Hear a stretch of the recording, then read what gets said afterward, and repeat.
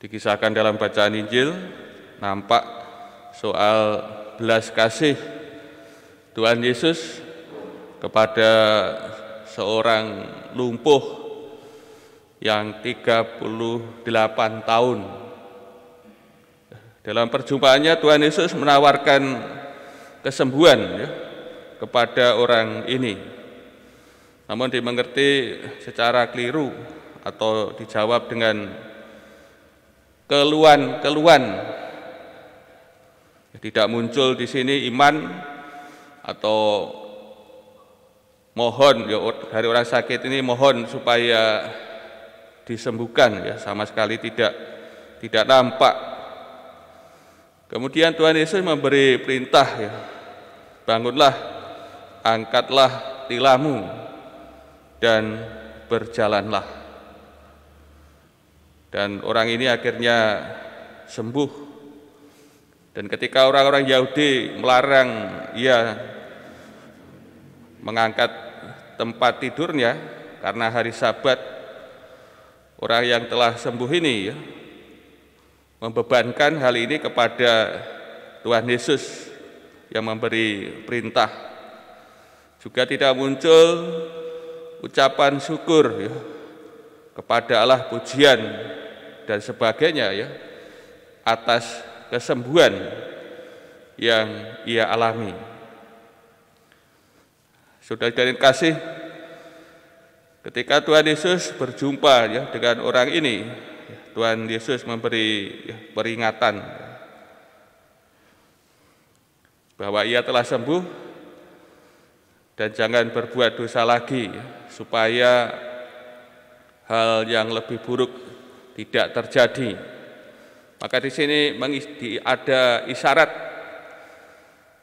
ada kaitan antara penyakit dengan dosa.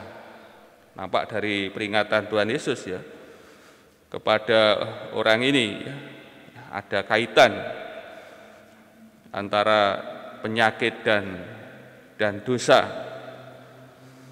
Juga dalam perjumpaan dengan Tuhan Yesus tidak muncul iman atau keingin lebih tahuan tentang Tuhan Yesus.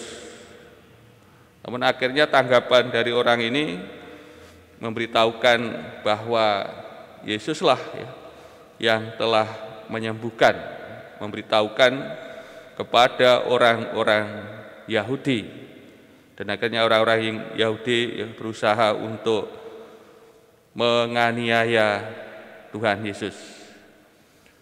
Saudara-saudara kasih, kalau kita perhatikan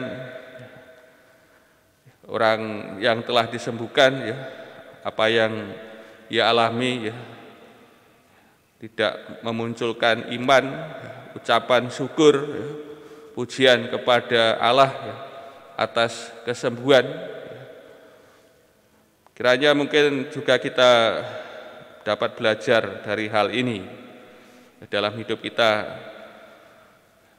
Pasti kita mengalami rahmat Allah, rahmat penebusan, rahmat keselamatan dari Tuhan kita Yesus Kristus. Namun terkadang kita tanggapan kita yang kurang, tidak meneguhkan kita tidak melahirkan ucapan syukur pujian kepada Bapa atas anugerah, dan juga tanggapan kita dalam sikap-sikap hidup.